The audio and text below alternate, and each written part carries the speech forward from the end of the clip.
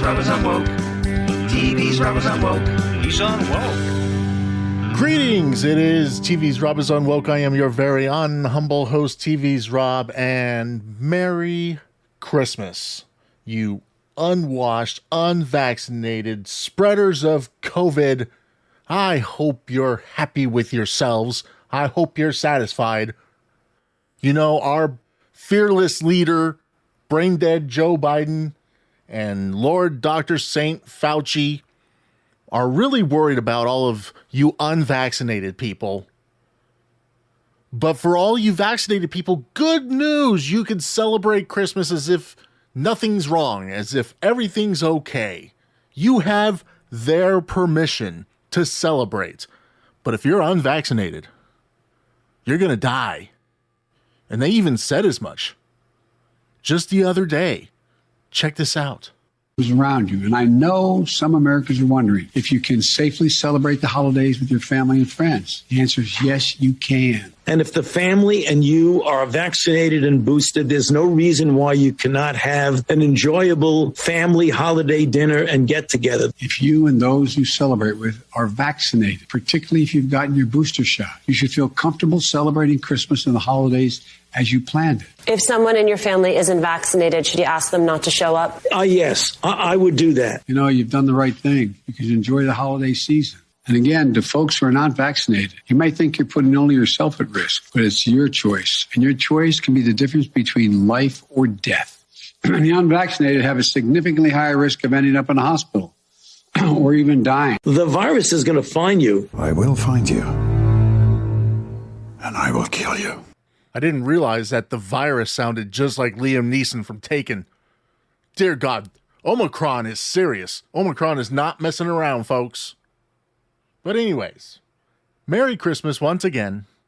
I'm not going to get into what Biden and Fauci had to say this past week because who cares what they have to say? They've been wrong about everything. And they are just using fear to try to motivate people to do what they want. It's all about control. And we're not going to do that, okay? This is going to be a fun episode of TV's Rob is Unwoke. Nikki's joining me yet again. I think she's starting to like doing this. I don't know. Maybe I could keep her around for a little bit longer. We're going to talk about holiday lists. We have lists because who doesn't like a good list at the holidays? You know, like the most dangerous toys you can buy for your kids. And the best Christmas movies, as by Rotten Tomatoes, which they left a very important one off the list. And we're going to talk about that. Trust me, we're going to talk about that because leaving this movie off the list of best Christmas movies, Rotten Tomatoes, you're on my list. All right? I'm just going to say it. You are on my list for leaving the greatest Christmas movie ever off your list. But before we get to all of that, I just was scrolling around and I saw this story. And this is from the New York Post. Baby uses sign language to say help while on Santa's lap. A mom who thought her toddler loved meeting a mall Santa discovered he was actually signaling for help after looking at a snap of his encounter. Carrie Spencer had taught her kids to baby sign before they could speak so they can communicate while they were infants. But she never expected one-year-old son Samuel to use his skills to send out an SOS while sitting on Santa's lap. Now, I want everybody to think back to when you were a kid and you sat on Santa's lap at a mall.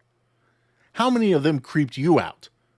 And how many of you wish that you could be as smart as this kid and actually signal for help? Terrified, the toddler resorted to using his baby version of ASL, or American Sign Language, to sign help to his mom, while the photographer at the Provo Town Center Mall in Provo, Utah, snapped a picture.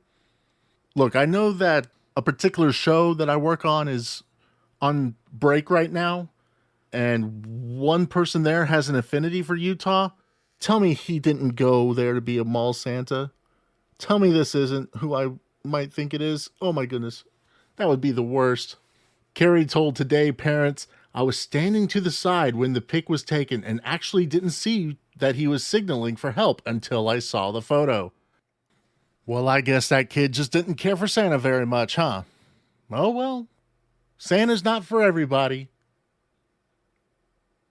All right. Well, that's enough of that. I think we're going to kick everything off with our Christmas extravaganza on TV's Rob is Unwoke coming up. Lists. TV's Rob here. If you haven't heard about Anchor, it's the easiest way to make a podcast. Let me explain. First and foremost, it's free. We all like free, right? There are creation tools that allow you to record and edit your podcast right from your phone or computer, making it a lot easier than the way that I go about it. Anchor will distribute your podcast for you so it can be heard on Spotify, Apple Podcasts, and many more, saving you the time, energy, and effort of having to do it yourself. It is a pain. You can make money from your podcast as well with no minimum listenership. It's everything you need to make a podcast all in one place. Download the free Anchor app or go to anchor.fm to get started. And if you start up a podcast using Anchor, I'll be your first guest.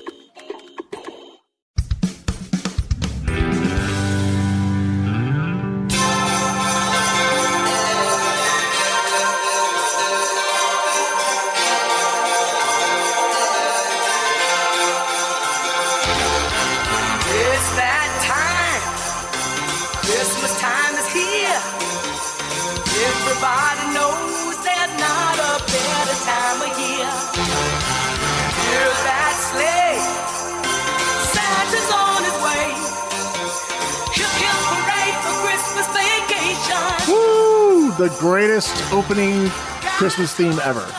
Yeah, it's right up there at the very, very top, I'd say. Absolutely. Definitely. It's one of the greatest Christmas movies ever. Oh yeah. You can't have Christmas without that and Die Hard. Those are musts. Those are musts. Just like at Thanksgiving, you've got to watch Planes, Trains, and Automobiles. You have to. Do you? Yes. Oh, that's a Thanksgiving movie. That and Dutch with Ed O'Neill. That was also a Thanksgiving movie. Let's see. For the years that we've been together, not once have we watched either one of those on Thanksgiving. Well, so how is this really difficult for me to watch it since it was my mother's favorite movie? Oh, you had to go there. You asked. I answered. I didn't ask anything. You were putting it out there, and like you said yesterday, we share everything. Yeah, we don't hold back. This is our Christmas escapade. Yes. Our staycation, our tribute to Christmas. Because our Christmas sucks. We hope our misery will make your Christmas better. Oh, in other words, what you're saying is that doing this is like therapy. Yeah, pretty much. Because we can't afford a therapist. And I haven't quite succumbed to becoming one of those people that just walks down the street and starts screaming. And my mom always told me not to talk to strangers. So I can't talk to a therapist. I don't see how that would work since you've gotten in an Uber and a Lyft, so you have technically talked to strangers. Oh, that's true. Yeah, that's why they say that you're more likely to have a heart attack on Christmas Eve than any other day of the year. Yeah, and they've actually narrowed it down to a very specific time. Yeah. 10 p.m. If you start feeling numbness in your arm, shortness of breath, think you're having a heart attack, you might be. Check your watch. Holy crap, it's 10. It's Christmas Eve. Trying to put together these stupid toys. I need an aspirin. Yeah, trying to put the kids to bed so Santa Claus can arrive and put the gifts underneath the tree. Apparently that causes a lot of heart attacks. I believe it from stories my father told me of the nightmare presents that he had to put together. The worst one that almost caused my parents to get a divorce. Yeah, I could definitely see that happening. Well, the observational study out of Sweden analyzed the timing of 283,014 heart attacks. That is such a random number. Reported to the Swedish Coronary Care Unit Registry between 1998 and 2013. Findings were published in the peer-reviewed medical journal, the BMJ. In Sweden, Christmas Eve is the main time for celebrating the holiday, as people are most likely to see family drink and eat together, which that's pretty common here too. Yeah, when you see family, you got to drink. I mean, because when you think about it, a lot of times families, you spend one day with one side of the family, one day with the other side. Yeah. Sometimes. I mean, it's a lot of very cases. stressful to see family. I mean, I need a lot of alcohol. Now, other days related to higher risk of heart attack: Midsummer, a Swedish holiday in mid-June where businesses close and families come together, and New Year's Day. Oh, and Mondays. Yeah. Mondays. No. Monday mornings before 8 a.m. Yeah. Gee, what happens Monday morning at 8 a.m.? Work or getting to work. Usually driving to work. It depends. But yeah, it's usually. Sounds like somebody's got a case of the Monday. Mondays. Well, no, I'm dying. I can see why Garfield hates Mondays, and also New Year's Day. That's kind of weird. Why New Year's Day would? That's strange because I would figure you'd be like, oh, it's a new year. Whew. I think it depends on who you wake up next to on New Year's Day. Oh, I didn't even think that. All right, thank you for that perspective. And I'm really surprised that this guy did not suffer a heart attack on Christmas Eve. I want to tell him what a cheap, lying, no good, rotten, four-flushing, low-life, snake-licking, dirt-eating, inbred, overstuffed, ignorant, blood-sucking, dog-kissing, brainless, dickless, hopeless, heartless, fat-ass, bug-eyed, stiff-legged, spotty-lipped, worm-headed sack of monkey shit he is! Hallelujah! Holy shit! Where's the Tylenol? It really begs the question, how do people cope with the holiday stress? I think they drink. A lot of people drink. I think this is probably when liquor sales go through the roof. I mean, I'm just thinking about Christmas Day right now, and I'm thinking, that moonshine downstairs sounds really good. Yes. Let's see. According to health.com, they have 25 ways to fight holiday stress. Hike your mood with sunlight. Wait. What? Your mood with sunlight? Yeah, it stimulates the production of feel-good serotonin and also helps relieve seasonal affective disorder, or SAD, which impacts millions of Americans every year. Yeah, there's lots of sad people. So basically, spend time outdoors or near a window on sunny days, or ask your doctor about phototherapy. So they literally go take a hike outside. Or just hang out outside when it's sunny. Now, if you're in the cold, frozen Arctic, I don't see how that's going to work. Go but out there hey, and shovel whatever. the snow. All right. Go make yourself an igloo. They also say take a whiff of citrus. What? Researchers studying depression have found that certain citrus fragrances boost feelings of well-being and alleviate stress by upping levels of Epinephrine? norepinephrine, a hormone that affects Of mood. happy hormones. For an all-day pick-me-up, dab a little lemon or orange essential oil on a handkerchief to tuck in your pocket. That or just go polish some furniture. Or buy perfumes or colognes with citrus notes. No. Go polish furniture. Same thing. Do something productive and it's citrusy. Walk away from worries. I think that's how a lot of people ended up leaving their husbands and wives back in the day. Well, aim for a brisk half-hour walk every day, but, end up back where you were. Sleep better with 5-HTP. This plant extract is thought to increase serotonin and reduce anxiety and improve sleep. Alcohol helps too. Or, squeeze the fleshy place between your index finger and thumb. Apparently, this is a spot called the hoku in traditional Chinese medicine. Applying firm pressure there for just 30 seconds can reduce stress and tension in your upper body. Yeah, it helps with headaches. Do less, enjoy more. No, that's just called being lazy. Yeah, that's called. And then your stress will intensify when your family members come over and say, get your ass up off the sofa and come in here and help me. Stick with your daily routine. Yeah, that's impossible to do during the holidays. Thanks, Health. You're not really giving us anything here. These are a bunch of people who think they know everything. And you know that these suggestions, they probably aren't able to follow them themselves. So, it's really good to offer advice, but odds are they're not taking it now I will say this. Go tech-free. Constant cell phone buzzes and email alerts keep us in a perpetual fight-or-flight mode due to bursts of adrenaline. Not only is this exhausting, but it contributes to the mounting stress levels, especially in women. What better time to turn your gadgets off than during a holiday get-together? I disagree. That's when I need my device the most. Yeah, that's when I need it because of my nervous tension. I've got to fiddle with something. I have to mess with something. But otherwise, getting rid of that, I'm all about turning it off. Well, yeah, if it's around people you like. Don't turn it off when I'm penetrating your ear holes with my voice. Okay. Harassment. Pound me too. This has been a pound me too moment. So, what's your point? I'm just making. Do not make me play Paul McCartney again. Okay, please don't. Just don't play Wham's Last Christmas because that's the Prozac song. I mean, seriously. Last Christmas.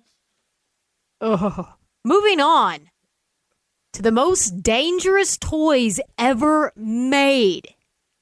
We have a list of the most dangerous toys ever made. Now, some of them, they make a lot of sense now. This is from Ranker Comics. They make a lot of lists. If you're on Facebook, I'm sure they make a lot of lists. But they're actually really good lists as long as they put everything on one page and you don't have to click for each and every single.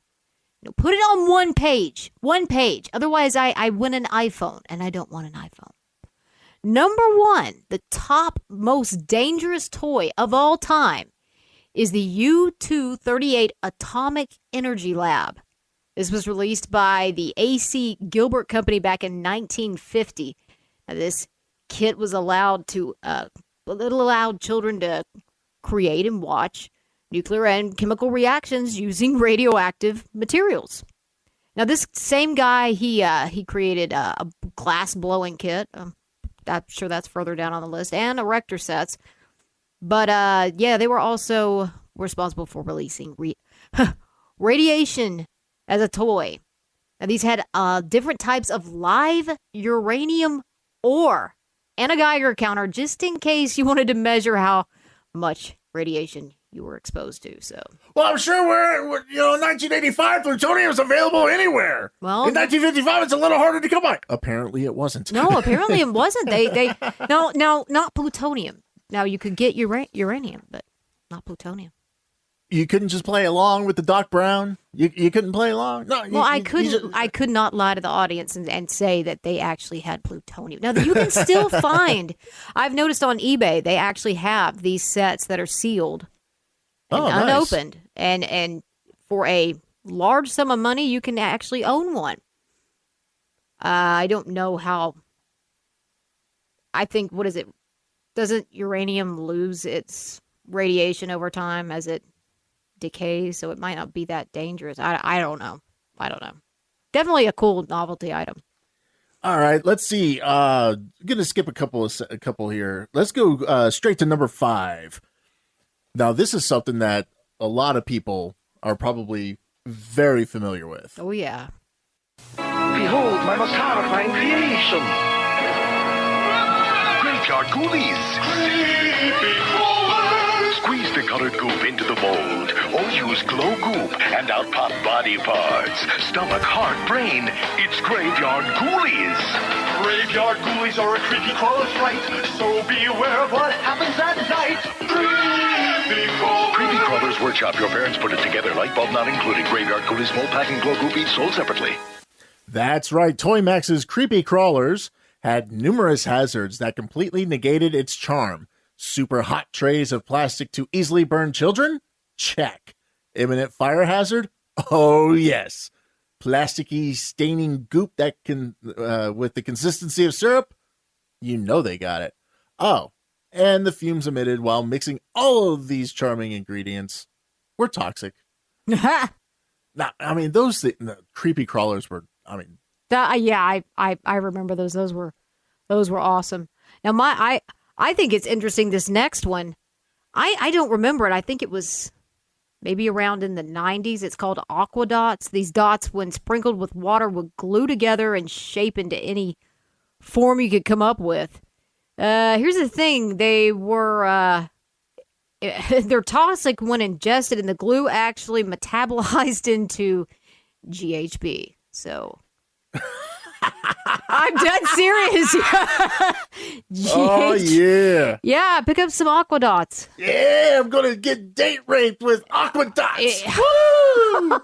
Yeah. Now, number 7, which comes in right after that, is lawn darts. Does that need any explanation? I thought they were called jarts, though. Were they jarts or? Maybe that was a brand. Yeah. I think that was. I think that was just a brand.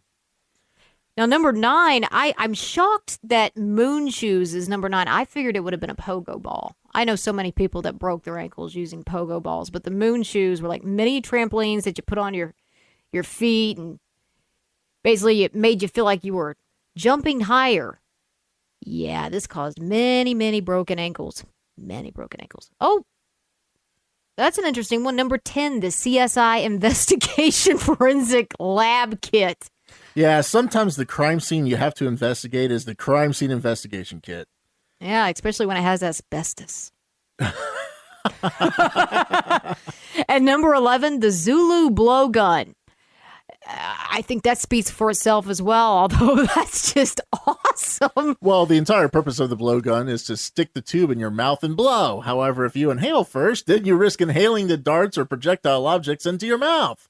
Yeah. Oopsie. Now, I remember the snack time Cabbage Patch Kids. This was the Cabbage Patch doll that had the little mouth that opened and closed. Well, kids would stick their fingers in there, and yeah, it hurt. There were a lot of kids that were injured. She's my Cabbage Patch snack time kid. She really loves to snack. Wow, she really chews. Eating her is so much fun. Your banana's all gone. Let me feed her. And when you think she's through, focus on your own pack. And like magic, the snacks keep coming back. I love to feed my Cabbage Patch snack time kid. Cabbage Patch Kids snack time kit comes with all the play food you see here. Eat sold separately, batteries not included. Remember what's up. And may cause death. I think they eventually tacked on a disclaimer. Please do not put fingers into mouth. Now, the next one, generations of kids have known this particular item. Oh, yeah. Yeah. The Easy Bake Oven. Mhm. Any combination of children and oven seems dangerous. Yeah. Also, some combinations of adults and ovens seems dangerous. Well, it's because people would stick things in there because, it just had a slot that you just pushed the item in there, and it was just a light bulb, and it would people would put like G.I. Joe or He-Man in there, and next thing you know, you had a fire. One version of the Easy Bake Oven was especially violent. It was the pink and purple version, molded after a kitchen stove. The way it was set up caused children's fingers to get caught, trapped, then burned on the heating coils. Ooh. Let's see. Number 16, the slip and slide. Yeah, that always looked like so much fun in the commercial. And then one time I actually played with one at a friend's house, and yeah, that instantly that wasn't fun. 1993, the Consumer Product Safety Commission issued a warning about slip and slide usage by teenagers and adults. The slides weren't long enough to account for an adult's weight and size. The abrupt stop at the end, in some cases, could result in permanent spinal damage. At the time of the warning, one teenager and 7 retarded adults had become paralyzed or received neck injuries after playing on the slides. Now, there's no actual, evidence that the 7 adults that were paralyzed or wounded were retarded. That was me interjecting. They obviously had to be complete and utter morons. Or drunk. Or doing some sort of jackass stunt. I mean, slip and slides on their own were dangerous. And I mean, unless you had a really flat lawn with no rocks, no ant piles, nothing of the sort. Yeah, it hurt like hell. I mean, honestly, I think doing a belly flop at a pool is so much more relaxing than sliding. Wham! Hitting that and just sliding. It's like, ow, ow, ow, ow. Just had the wind knocked out of me. Yeah, that wasn't fun. Now, a lot of these toys that we've been talking about or gifts or whatever have been, relatively older, as especially the 1950s uranium ore Well, Atomic Kid. It is the most dangerous toy of all time. You So know, but number 18, you wouldn't think that this one's dangerous. no, I would. Well, I mean, I don't know much about Polly Pocket, so It's tiny. That's back when they started making everything so teeny tiny. Yeah, you know, kids. There's certain kids that'll just put everything in their mouth. They'll eat anything. I mean, that's what happened. You know, they ate it. Well, apparently the 2006 editions of the dolls had magnetized clothes and accessories, allowing little girls to change their outfits and make them up differently. Seems safe enough, except that the magnets were small enough to eat or to wear as their own fake magnetized earring or nose ring, which led to incidents of accidental ingestion. I have a Polly Pocket up my nose. The significant issue with this is that when 2 or more magnets get into your system, they try to meet. Just like they would do anywhere else. So in order to get together inside your body, they would tear through whatever tissue or organ gets in their way. Now that's absolutely That's horrifying. magnetic. Yeah, it's magnetic. I'm Polly Pocket. Want to see what's new? No. Stampin' School playset just for you. No! Polly Pocket's having fun in school. Here's why. Choking little kids. They might die. Polly Pocket. Stampers in her art class. Polly's making designs. Pink stars and hearts. It's a real good time. Polly Pocket. After school it's fun. Polly does a twirl. Then happy birthday. A gift for you, girl. Lots more ways to have a Polly day. Each sold separately. I think I have internal bleeding. I ate the magnets. Have a Polly day in the emergency care room. Now, number 20, Sky Dancers. Whoa. No, you What? can't skip number 19. Okay, go My ahead. inner nerd All right, go for is it. crying out. Okay. Battlestar Galactica Colonial Viper. Back in 1978, a boy shot himself in the throat with the detachable missile on this toy and tragically passed away, which is very sad. We must treat that with the level of respect it deserves. All right, moving on. Warning labels on toys now include age appropriateness to hopefully prevent an accident like this occurring again, though people always ignore those. Oh, yeah. They're like, what? Nah. Whatever, I'm good. I can't believe Battlestar Galactica. Yeah. And Sky Dancers. These were cute little fairies that launched into the sky, dancing and playing.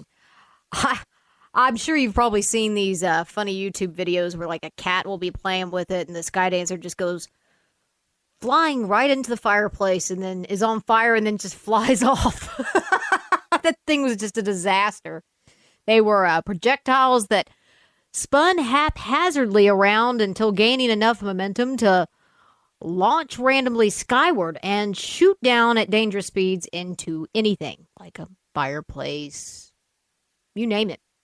They were recalled shortly afterwards. Wow. All right. Now, this is what I find the most interesting about this particular list. One segment of products actually got listed twice. That was actually my fault. Because they came out with the Creepy Crawler set, and then they decided, because I think the company actually... Well, yeah, but merged. there was a whole line of Creepy Crawlers products. No, this is a separate, because this was the actual set with the oven. It's basically an easy bake oven for Creepy Crawlers. Oh, okay. Oh, well, this was from the 60s. No, it says, yeah. It was a bonus feature. The original Creepy Crawlers oven. Mm-hmm. This oven in which you melted plastic and baked your own bug-shaped toys in metal molds got even hotter than an Easy Bake oven's 350 degrees. That's hot. Not only did the unit get hot, but it made hot melted plastic, which was also toxic. So maybe that was just a bonus feature. Pretty much, yeah. Yeah, it was definitely a bonus feature. So you get the Creepy Crawlers back in the 60s and you try to throw them in your sister's Easy Bake oven? Well, I think the people that saw the Easy Bake oven thought, okay, we're going to put G.I. Joe or whatever it is in there. Might as well, market that. That's obviously a niche that we need to fill. Yes. Oh, absolutely, yeah. I mean you're going to put plastic in there anyways. Hey, let's sell you something where you put plastic in there and you pay us to do it. Because I'm sure every boy in the 1960s was thinking, I want to play with my sister's Easy Bake Oven. Well, you could, punish Destro, capture Cobra Commander and stick him in there. Or, Cobra Commander, that could be his latest evil weapon of doom. And he could put Duke in there and be like, it's the end of you, G.I. Joe. Let's pause a moment here to talk about protein bars. Do you like a good snack throughout the day, but you'd rather not pack on the pounds while doing it? Well, hey, I've got great news. Built Bar is here to save the day. They've got so many flavors. There's something for everyone. When you talk to a Built Bar fan, like me, they're passionate about their favorites. They've got amazing flavors like coconut, which is death for me, but hey, maybe it works for you. Mint brownie, which I love. Double chocolate, salted caramel, cookies and cream, which is great, and more. Hey, if you can't pick a flavor right off the bat, you can get a mixed box. What is a mixed box? You'll get 2 of each of their 9 regular flavors. Built Bars have up to 18 grams of protein, and they're 180 calories or less. Only 4 to 5 grams of sugar, and only 4 or 5 net carbs. But you wouldn't know it by tasting them, because they taste amazing. You can take care of your sweet tooth and still be healthy. How about that? And now you can get your Built Bars even faster. How? Check this out. The new URL is built.com. It's no longer builtbar.com. You get to save 3 letters. Think about the time it takes for you to type in BAR. Now you don't have to do it. And for you, the loyal audience of TV's Rob is Unwoke, Built Bar is giving you a discount off your first order. Go to built.com and use the promo code TV's Rob to save 10% off your first order. Use promo code TV's Rob for 10% off at built.com. He's Unwoke. All right, so one other quick list, because we're coming up on Christmas and there's a ton of Christmas movies out there. Mm-hmm. So figured we would wrap up today with the top 10 Christmas movies. And who put out this list? This is from Rotten Tomatoes. Now, I am going to give an honorable mention to number 11, Die Hard. Oh, yeah, definitely. You have me at a loss. You know my name, but who are you? Just another American who saw too many movies as a child. Another orphan of a bankrupt culture who thinks he's John Wayne, Rambo, Marshall Dillon. I was always kind of partial to Roy Rogers, actually. I really like those sequin shirts. Do you really think you have a chance against us, Mr. Cowboy? Come out to the coast. We'll get together, have a few laughs. The critics' consensus, its many imitators and sequels have never come close to matching the top thrills of the definitive holiday action classic. Of course, it's Christmas time in LA, and there's an employee party in progress on the 30th floor of the Nakatomi Corporation. And then Hans Gruber shows up and just wrecks everything. It was greatness. Yeah. Let's see. Number 10. I'm going to see how many of these you've seen. Remember the Night. Never heard of it. From 1940. Nope. Not seen it. Okay. Number 9. 1967's How the Grinch Stole Christmas. Of course. I think it should be higher. I thought it was 1966. Nope. 1967. The Apartment. Never heard of it. Apparently it was a comedy in 1960. Let's see. I don't want to click on that to lose my place here. Babes in Toyland from 1934. Number 7. I've seen that. Number 6. The Nightmare Before Christmas. Yeah, but is it a Christmas movie? Is it a Halloween movie? There's no telling. That one I think could go into both genres. Yeah, well, I absolutely. I mean, that is absolutely true. But of course, I guess it fills the emo goth wishes. This is what Nightmare Before Christmas is. From visionary director Tim Burton. I mean, from writer Tim Burton? With music and lyrics by Tim Burton? No. Well, what did he do? Tim Burton's The Nightmare Before Christmas. Suit up for a heartwarming holiday classic full of incredible animation, amazing songs, and haunting visuals that makes every emo kid feel special and unique, even though they're all in love with the same movie. Aww. Journey to a magical forest where inside each tree lies a world dedicated to a single holiday, except for all the Jewish ones, and discover Halloween Town, a land that exists just to throw one party a year. There's only 365 days left till next Halloween! And the rest of the time, rehearses their big dance number, I guess? Meet Jack the Pumpkin King, a manorexic skeleton. When he tires of his life of fame and fortune, he'll set off on a grand adventure of cultural appropriation. But you're the Pumpkin King. Not anymore! As he hijacks Christmas, traumatizes children, and lets a demon have his way with Santa Claus. What are you going to do? I'm going to do the best I can. See, this is what happens when you take Jesus out of Christmas. Experience a whimsical one-sided romance between Jack and your first goth crush, Sally, a suicidal cutter who can't stop roofing her dad. That's twice this month you've slipped deadly nightshade into my tea and run off. 3 times. She'll pine to jump Jack's bones, even though he never listens to a word she says, until they randomly fall in love and live happily ever after the end? Seriously, the movie's like an hour long. There's really not that much to it. So enjoy this short but sweet film that launched an entire genre of creepy stop-motion kids movies that we mostly remember for its gorgeous score and catchy music, with unforgettable songs like the Is This a Halloween or Christmas Movie song. What's this? What's this? Is this a Christmas flick? What's this? Then why the spooky shtick? What's this? Like Gremlins or Die Hard? It's kind of both things. Hey, just pick one and commit! What's this? Is it Christmas or is it Halloween? It's mixed. Take one look at this scene. You see, the streets are lined with toys and happy children, but I look like I might kill them. How can two things so divergent coexist? Screw this. And the perennial classic, the We Keep Hot Topic in Business song. Boys and girls of every age, wouldn't you like to shop somewhere strange?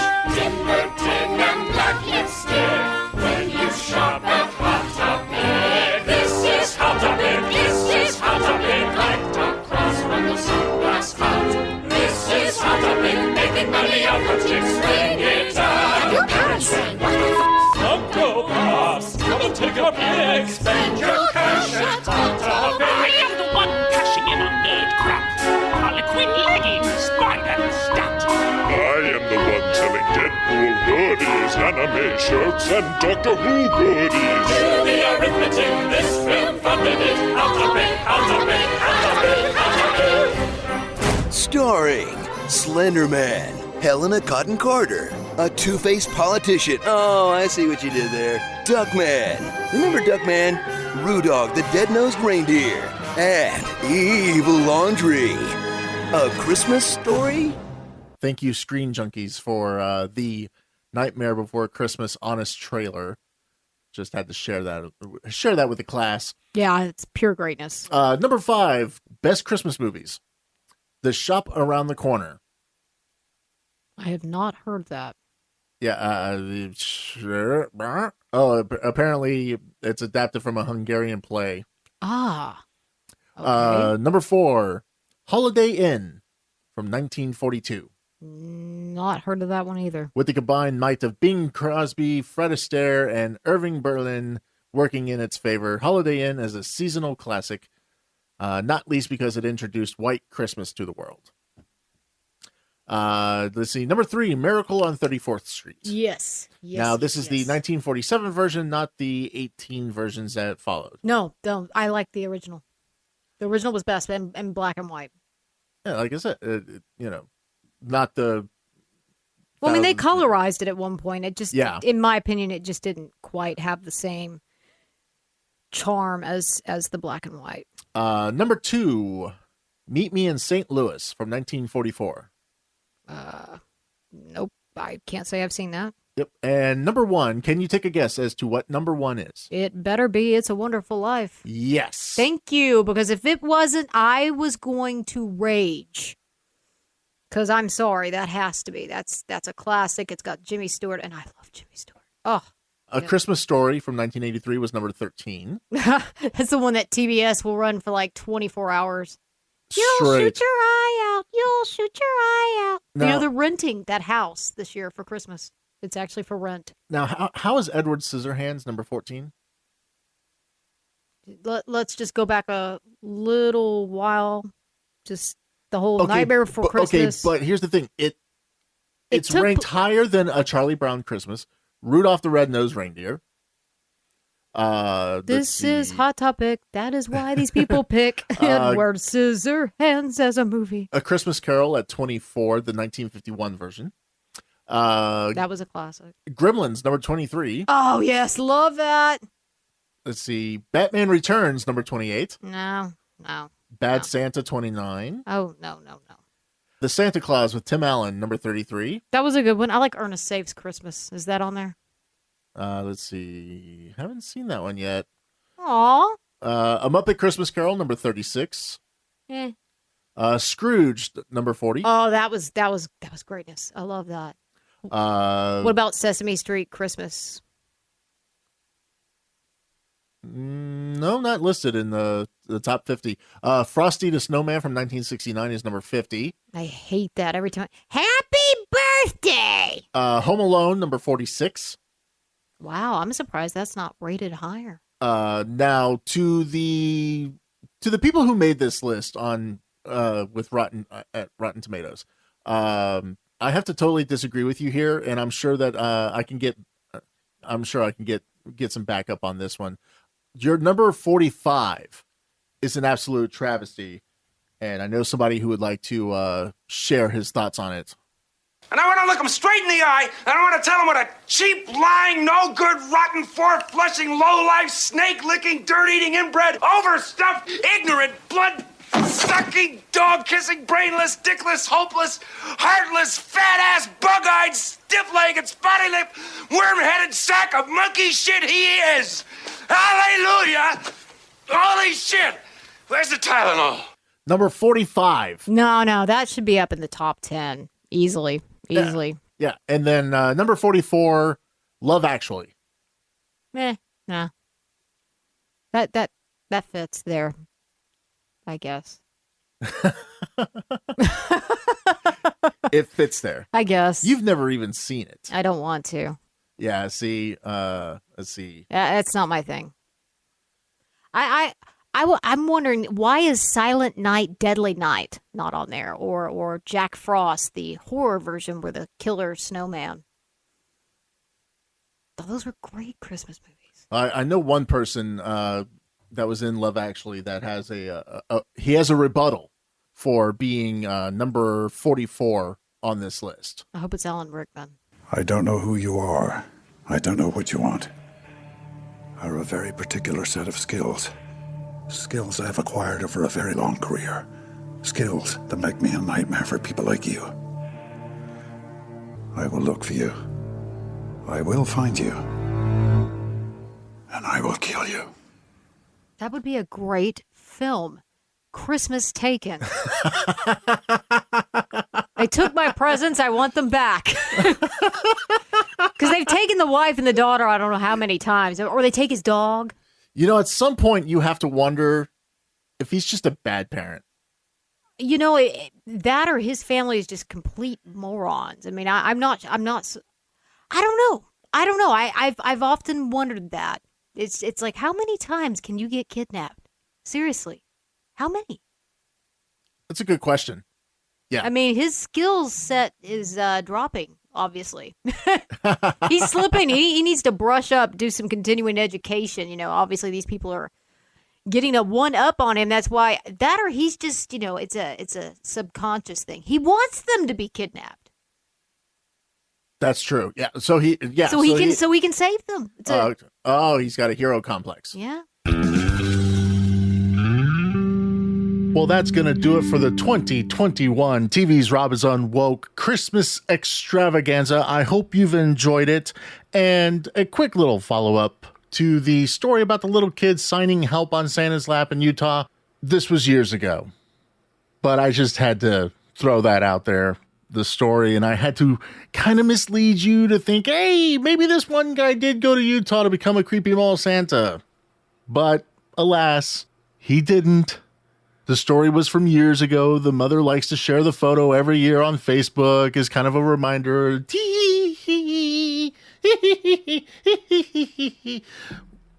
So, there you go. Now you know the rest of the story, as Paul Harvey would say. Good day. I'm TV's Rob. This is TV's Rob is on Woke. Feel free to follow me on Twitter at TV's Rob _official. There you can see all the rantings and ravings and retweets and everything else. If you want to come on the show, just hit me up there. You can also leave a message at anchor.fm /TV's Rob is on Woke. And check out the website unwokepod.com, adding a blog section to write rants instead of just verbalizing them. So check that out, unwokepod.com. Special thanks to my wife, Nikki. You can follow her on Twitter at DFW Radio Girly.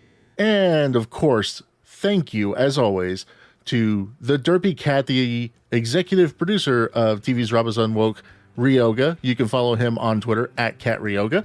I think he forgot his password and he can't get into his account, but keep an eye out because he might be back on there soon.